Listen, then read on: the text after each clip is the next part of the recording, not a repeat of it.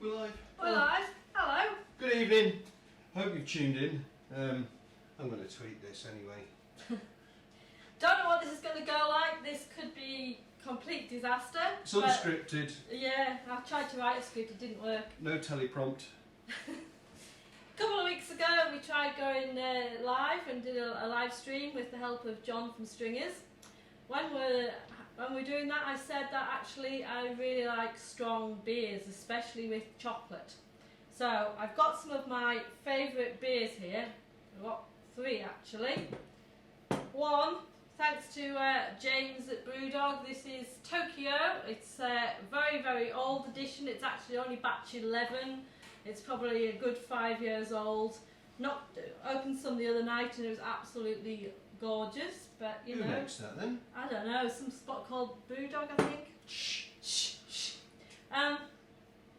Mention Also, them. a few years ago, we went on a twist up around York, the lovely city of York, where there's lots of good beer places. And at the end of the night, when we'd had a little bit too much to drink, we were in a bar with Stephen from Ale Talk. Hi Stephen, if you're watching. And we were drinking this beer here, which is Brooklyn Black Chocolate Stout. Now, I like both the Tokyo and the Brooklyn Chocolate Stout, but Stephen's idea was we should make something better. So we invented Vitesse Noir. 11%, or the bourbon one is 14.8. That is definitely my #1 beer, our own Vitesse Noir. But I like chocolate in food as well as in beer. Do you want me to get the... What? Chocolate? Chocolate? No, Fridge? no, we can't eat them yet. We need the fridge, but we've got to make some more first. Do you know... Oh, okay. They've invented a lovely dessert a few years ago, and apparently I perfected it. Well, I can't see It always come out perfect. It could go complete disaster. Because otherwise it chops the top of the head off. That's good. You're shorter. I'm not going to open these quite yet because I think I might just get drunk if I did. I came across this idea. I had seen a recipe for white chocolate and blue cheese cheesecake, and I thought, well, that's kind of cool. It's an interesting. Well, I love playing with interesting flavours. I'm going to start. You start. Well, I tell them how we came up with this and how it developed. I'm going to start by making some biscuits. Biscuits. If you really want to cheat, then you can get some out of the cupboard and crush them up. But I'm going to make some first. Beer, by the way. We're not doing that beer tonight. I know, but I'm having this because it's January. Right. And somebody needs to keep the beer industry going. Really easy biscuits. All you need is a nice chunk of butter. Chop it up a little bit. So I thought, okay, white chocolate, blue cheese. I think I get that. But I kind of thought with just the white chocolate it might be a bit too sickly. So we decided to incorporate dark chocolate in the recipe as well. Scott 517. Is that the right one? Yeah. Shut up about azimuth for a minute. We're doing chocolate. Right, Okay. into this butter, we also add some caster sugar. What sort of biscuits are we making? They're a little bit like Viennese biscuits. They're quite Viennese plain. thing, yeah. They're quite plain So ones. it's sort of like just a short bread, yeah, really. shortbread would work just as well. Yeah. So Viennese digestives. The recipe is butter, caster sugar, and flour. Very, very simple. Except they tell you to put this vanilla essence stuff in, which usually I don't have it in the cupboard. But what I do have, We buy vanilla pods, because like they're in much batches better. of 50 on the internet. Just, So- it's a good idea. If you Oh, put bloody your hell, vanilla it's- pods around the sugar, then you can use the sugar, leaving And the vanilla yeah, pods all the behind. vanilla pods. Oops. So if you make a custard or I might end up with creme all the vanilla pods. anglaise, if you make a custard, egg custard, Yeah, proper yeah. egg custard, and you infuse the milk or cream with using vanilla pods, if you dry them, clean off all the sort of gungy cream and stuff, and put them in sugar like that, they'll once Leave they, them for they'll next yeah, time. and they capture all the aroma of it's really it's a brilliant way of using. I'm going to make you do some work in a minute. No, I'm doing the talking whilst you're getting on with it. Just cream the butter and sugar together nice and quickly. Yeah, nice and quickly. We haven't got all night yet. I know. I would wang the butter in the microwave, to be honest. Soften it up a bit, makes the job of creaming it. But then you do end up with quite a runny liquid at the end, which can be difficult to form into biscuits. Well, so it's, you know, this is fine, you know, it works. It's only the flour bit that's really annoying. Gets your arm aching. change hands halfway. Anyway, this involves a lot of chocolate, a lot of mess sometimes, but it's great because you can do it with the kids, you know. If we had any, ours have grown up now. In fact, they've just run out and left us. Right, so nice bit of creamed butter and sugar. Sorry if you can't see very well, we're on one camera tonight, so. And then all we do is you get a nice strong man, get a bit of Oh, do you want me to do the flour, mixing? put the flour in and cream that.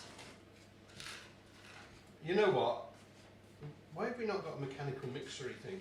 in You our know what, I kitchen? watch these programmes about food and stuff, and they always like cut to one I did earlier.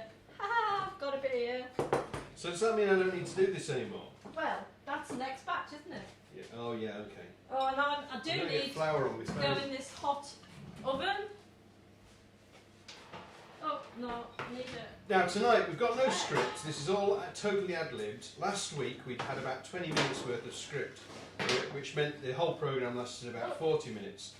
So I've no news items, although obviously the big bit of news this week is this nonsense about the government saying that all alcohol is, all consumption of alcohol carries a risk. Right, you can Well, shut up if you want. Oh, okay, go on. So go on. Right, now you've got your nice chunk of dough. So you're going to make them into nice little You individual can, it biscuits. doesn't matter what you do with it. You can just squash it into one big one, or you can squash it into lots of little ones, because you're going to crush it up afterwards. So it doesn't really matter. So you're just making one big biscuit. So just squash it into the biggest biscuit you can manage. So that's a good idea, that, because when you know when you go in the biscuit tin and promise yourself I'm only going to have one biscuit, Yeah. if it's this big. Right, so that one that I made earlier is going to go in the oven. But even better than that, some more I made earlier have just come out the oven. That was clever. Anybody would think you prepped for this. I tried. Anybody want a biscuit? Yes, please. They're too hot. So Can't they have don't it. match with the azimuth. However, I'm even more prepared. Because I've got one I made earlier. Is that big enough for you? Yeah, it'll do. It's alright, this will have lots and lots of chocolate and biscuits to eat. Now, the other job, which does take a little while to do, is you need one of these wonderful moulds here. This is for making our chocolate cakes our chocolate cheesecakes. If you didn't get what we're making, it's I'm going to put that to one side and finish white that later. blue chocolate. Blue chocolate? No, that's not right. Right, it is white. It's blue cheese and white chocolate, fondant filled, crunch base, dark chocolate covered bombs. Say that when Yeah, you've had something like that. more than one of these. Right, so I've got some nice warm chocolate that's been melting here. These are brilliant. Get some of these. If you're going to do anything like this, get the really flexible moulds. We started trying to make these in little Dariol tins, which were like either aluminium or stainless, I can't remember. And they were an absolute nightmare to get out. If you didn't make the chocolate thick enough, then they wouldn't hold together. Have you ever painted with chocolate before? They can't answer. Well, they can answer. Because this is a wonderful way to paint with chocolate. Paint out these moulds, line them with chocolate. You need to pop it in the fridge for a few minutes, wait till the chocolate sets, and then you need to put another layer on until you can't see any of the mould shining through the chocolate. Then you know your chocolate's thick enough, so when you pop them out the mould later, you won't get any broken chocolate. So I'm just going to fill these up. Probably the best place to get these flexible moulds is a commercial catering supplier called Nisbets. They're really good, and I suspect that if you phone up with a credit card number, they'll sell you them. I think these ones are about £9, £10 each, but they're brilliant. And they're freezer proof, and you can about 230 degrees centigrade as well, so you can make cakes in them and everything. Right, I'm going to put this in the fridge now to go nice and cold. You need more than one layer on there though, don't you? Luckily I have some that I've already got more than one layer on. But I need to make the next bit, which is white chocolate, nice melted white chocolate, and some nice cream cheese. Philadelphia's pretty good, but you can go for not quite so name conscious if you I'm not wish. entirely convinced that Philadelphia is any different to... By the way, just for the, quality control this is, you say? for the no, you don't. For the chocolate, it too doesn't sickly matter by what itself. make you use. What's important is the quantity of cocoa. So you want 60, 70, 80 plus percentage of cocoa in the chocolate to get really good chocolate. The white chocolate, a good one, probably you'll be lucky if you get 30%, but a lot of them don't even say what they've got in them. So we've got some white chocolate, we've got some cream cheese. How much cream cheese? I Are you giving them some quantities No, here? I haven't. Right. The- So what is it? It's 3 parts cream cheese, 3 parts white chocolate, and 1 part blue cheese, right? Correct. Yeah. So in here at the moment I've got 100 grams of white chocolate and 100 grams of white cheese, Cream cheese, yeah. cream cheese, which is getting mixed up. And it goes a little bit like a thick custard because it's quite warm. Custard. Because the white chocolate has been melting, it's hot. When you put the cream cheese in, it goes into quite a nice thick custard. Which is a word of warning. It's actually a good idea to try and not let the white chocolate be too warm, otherwise you will... Well, I didn't heat it too hot.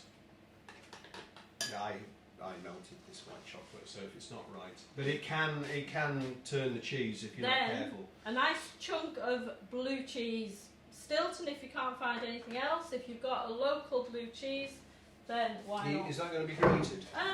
Well, it will melt actually without being grated, but it just It's depends quicker. how soft it is. I'm just going to grate it in. I was going to say, it's not quicker to grate it. And then I'm going to mix the blue cheese, which will melt into the white cheese and the white chocolate. We do actually have some fans out there who like blue bonbons, who used to Jackie? enjoy them. Who else? Andy Mogg apparently. Oh yeah! Hi, I bet he's not watching though. Too busy. Right, so I'm going to With mix his the little daughter, blue probably. cheese in. So this is now quite mild. because even if you don't like blue cheese, at this point you may well still love these, because what you've got is a lot of cream cheese, chocolate and blue cheese. Of course, you can change the proportions to your own taste. If you do really like blue cheese. We devised this, so I've never finished telling you the story of devising this, but when we owned the pub, I came up with this idea, and Anne perfected the technique of putting it all together and getting it to work.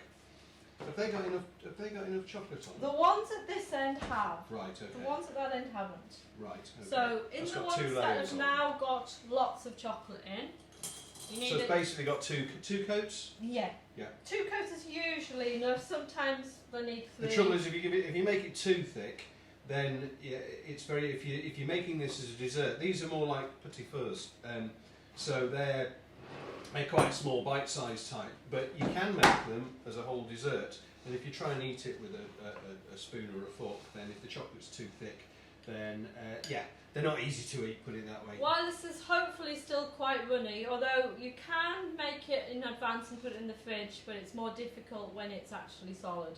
If it's still quite nice and runny, you can then just put it into the mould on top of your chocolate.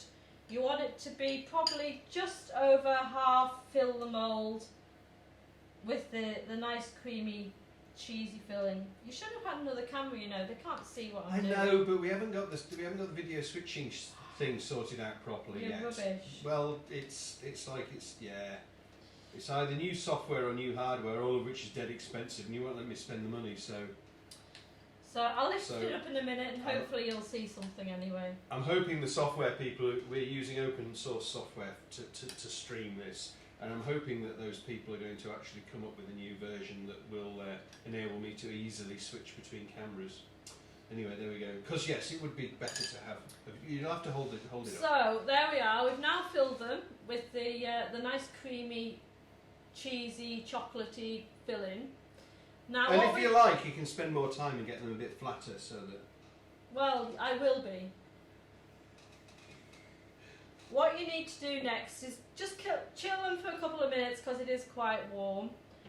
But then what we need to do is we need to seal it. You missed a bit. Shh. I can't see that. Yeah, you can repair that later, can't you? They need to just cool for a few seconds in the fridge. 10 minutes more. No, they don't need You think 10 so? minutes. They don't need 10 minutes. Mm. They'll be fine. See how my biscuit's doing. You've got 10 minutes of the half an hour slot left, you know. Well, that's fine. There's some biscuits which need crushing there. Right. You're good at crushing. So, and of course you can use any biscuits you want, really. I have just washed my hands, if you did notice, by Good. the way. Do you want a rolling pin?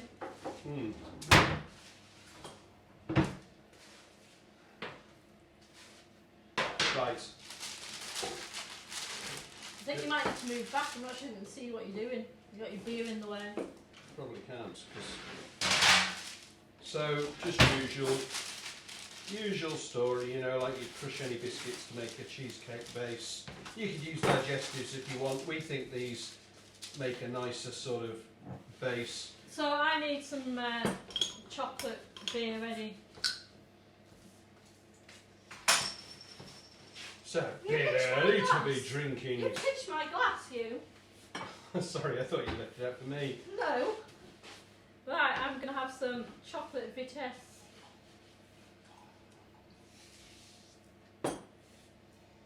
Oh, The great thing about these Viennese biscuits is they actually take very, very little crushing to turn into crumbs. What are you going to do with these? Is that just to show them what you do with biscuits? I'll need Or them are you later. going to use them? I will need them later. Still quite warm, actually.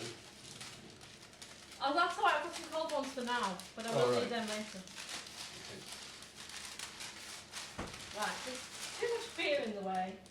Not Too allowed. much beer? Not allowed. That's a bit of a concept, isn't it? Too much beer. Right. So once you actually have your nice chilled white chocolate fillings, in order to stop your biscuit from going soft, you need to seal this with chocolate. So you've got chocolate on the bottom, then you've got your cream, cheese and chocolate in the middle, and then you're going to put more chocolate on top. So a little spoonful on top of there and seal it all round. I don't think you need to show them each one because we No. are, you know, it's taking quite a long time already. You said I had loads of time, make your mind up. No, I said you've used 20 minutes of your half an hour. Oh right, okay, in that I'm case. saying you haven't got much time is what I was trying to tell you. Well that's fine because I've got some I did earlier. Excellent. Shall I get those out? Are they the big ones? No, I don't know, interfering. Well,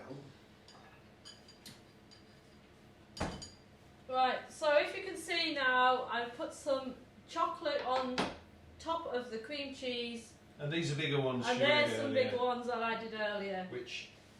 So the chocolate goes on top of the cream cheese, and then my biscuits are here.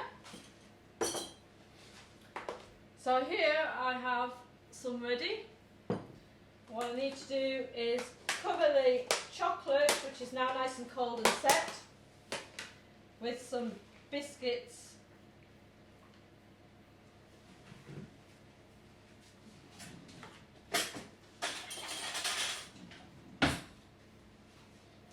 Oh, you've got a spoon.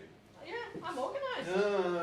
Very good, very good, very good. Are you going to What? talk to these people while Yes. I just do these two? So this is actually coming up is probably the most difficult bit because some people might be tempted to stick those biscuits together. What we found was that you really want quite a light, crunchy base. It's to what we try to do is seal it between two layers of fairly thin chocolate. That means that the thing's got a good texture and it's all easy, especially with these bigger ones, which these are full desserts. That is quite enough for any person, even a greedy person like me, because it's really quite rich, dense, sugary, sweet and tangy at the same time from the chocolate, from the cheese. Sorry. So I've got my biscuit on top, which you probably can't see particularly well, but I'm now going to cover the biscuit with more melted chocolate to finish it off, to keep the crunchy biscuit in, and then we're nearly finished. does that mean we can get out the ones you prepared earlier Yeah. and eat them? Although it would actually be nice to be able to get one of these big ones out. Well, you'll need to chill it for a short while. I will. So we can. It may not come out quite yet. So here's the finished ones of the petit four ones. You need to get a really sharp knife so you can cut one in half and show them what they Oh, look like. I do I? Yeah. Yeah, that's probably a good idea. I thought I was just going to use my teeth. No, you need to do it properly. Okay. Hope this does work. Ah, no, you failed. That wasn't a good knife. Okay. So here we go. Hopefully you can see that. So you've got a very thin layer of dark chocolate on top.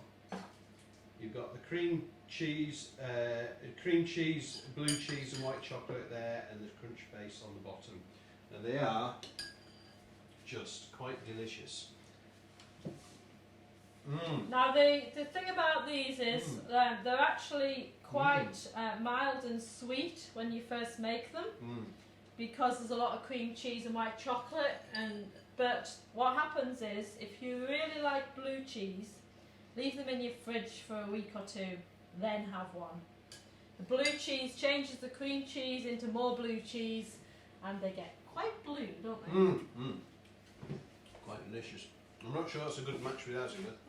Would No, you say? it's a perfect match with Vitesse though. Although they are quite rich and sweet, and to be honest, that the azimuth is nice tongue scrubbing action from the carbonation in there. So you're gonna, what have you got there? I've got some Vitesse. Cheers. Cheers. Well, Is that my half? Yeah, I guess so. Blue ball bombs. There you go. That's how we make them. That's As pretty good much. as ever. So, yeah, that's it really. How does it You'll work? have to post the recipe in case anybody wants it, that is. Well, Maybe you've all switched off, maybe you've already know. yeah, possibly. I enjoyed making them, I'm now going to enjoy eating them. we've got like 3 batches on the go now. We were hoped to be joined by Hard Not Sarah tonight, our assistant brewer. Unfortunately, she's not feeling too well. So I believe she's watching. I'll save you one. We won't be back next week because it's Manchester Beer and Cider Festival and it's the trade day and we will probably be going there. Probably. Yeah. I heard you were going to cause some trouble. That's on the Saturday. But I need to go on the Wednesday to see Tandy to work out so that I know what I'm doing on Saturday. Yeah, so we will be back next Wednesday because it's the beer festival, and also that's the day we're getting our Superfast broadband installed here. So next time you see us, which hopefully will be in a fortnight's time, we'll have a few technical issues sorted. We'll have Superfast broadband, so the quality of the video going out should be awesome. And hopefully we'll have a guest. Well, we're not saying who it is yet. Got to go around. Well, I have someone in mind, but we'll see. We'll have to invite them along, but I don't know if there'll be any blue ball bombs left by then. I think they might have been eaten by then.